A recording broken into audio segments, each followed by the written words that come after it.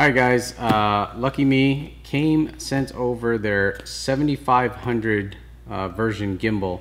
I built a couple of the 7000s, an 8-bit and a 32-bit. Then they came out with the 7500 model. And the difference is, well, the main difference is this one comes pre-assembled and pre-configured with PID settings that they say should work with most cameras. So here's the box. What I'm going to do is I'm just going to unbox it and try to mount the camera and just try to go see how much work it is for you guys to get this thing up and running once you receive it. So let's take a look at what's in the box.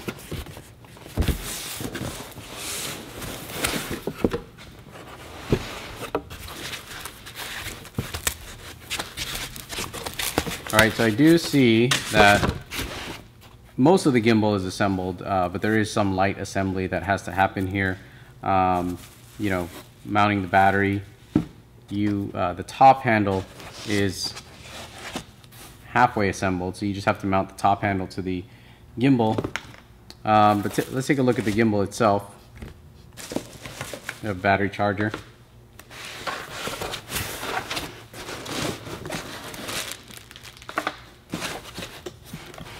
Now this gimbal does cost a little bit more than the 7000, and they say primarily because it's already assembled and pre-configured.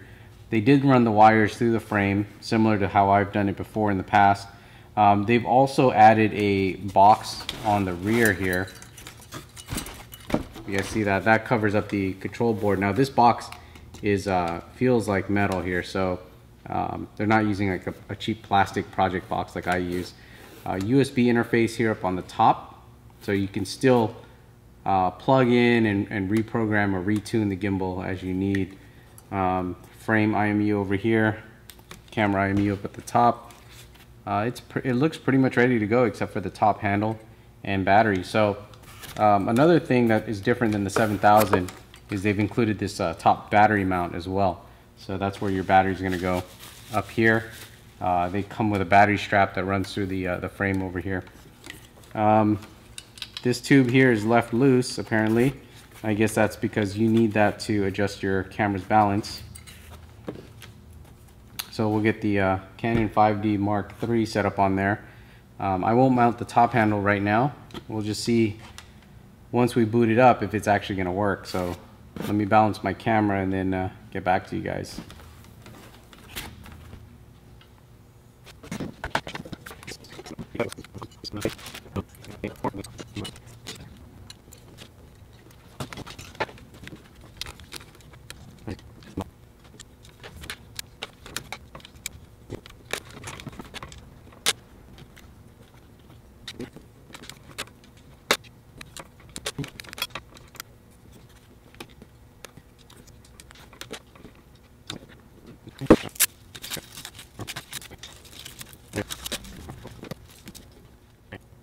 Alright, so it probably took me about almost 10-12 minutes to get this thing close to being balanced. Now as you can see, it is tilting a little bit.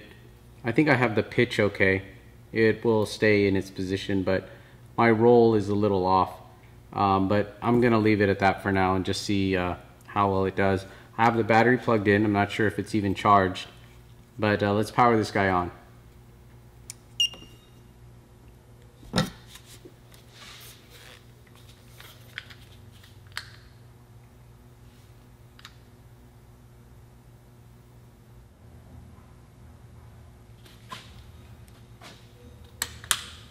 Oops.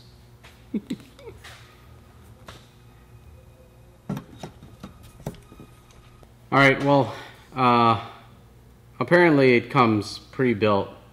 It does have a profile in here, but the chassis is pretty loose. Something gave way. I'm going to have to go through and make sure all the bolts are tightened up. They probably leave it that way so that you can adjust it. You know, on the yaw, you have to adjust this forward and back, so that's loose. On the roll here, they leave that loose as well, so you can go side to side to balance whatever camera you have. So apparently, even though this is put together, you're still gonna have to go through and tighten things up. All right, so I just went through and tightened up all the bolts. Part of my problem was I didn't have the top part mounted. I didn't mount the top handle, and because they left that off, they actually left the brackets up here loose, and you know, the yaw bracket loose as well. So what I had to do was mount the top handle, tighten everything up, make sure all the bolts were in place, and then reboot the system. Now there's a couple of different profiles here. On this one that I got, as I booted up, there was no follow mode, but the joystick is enabled. So if you click it, like if I click it twice, you'll hear that it jumps into a different profile. So now in this profile here, it will do follow. There's no tilt follow, but there's tilt on the joystick. And they have the yaw on the joystick as well. And that is profile 2 by clicking twice on the joystick. Now, I haven't dug through all the different profiles. I haven't even plugged it into the computer yet, but it does work with the Canon 5D Mark III and my Sigma 20mm lens here. I haven't tried another camera, but they say that this profile should work with most cameras out there. So is it a ready to run system? Close to it. It's definitely pre-assembled where you know where everything goes. You just got to mount a few pieces, tighten up all the bolts, balance out your camera, and then boot up. And if the first profile doesn't work, try the second profile or the third profile or the fourth one. Again, you still have the USB interface, so you can plug in, tweak your own profile if you wanted to. But this is the CAME 7500. This is what they call the ready to run system. Again, it is $200 more than the DIY 7000 kit, but notably some of the differences are battery mount here at the top. You know, again, it's pre-configured. They do have a box that protects the control board here.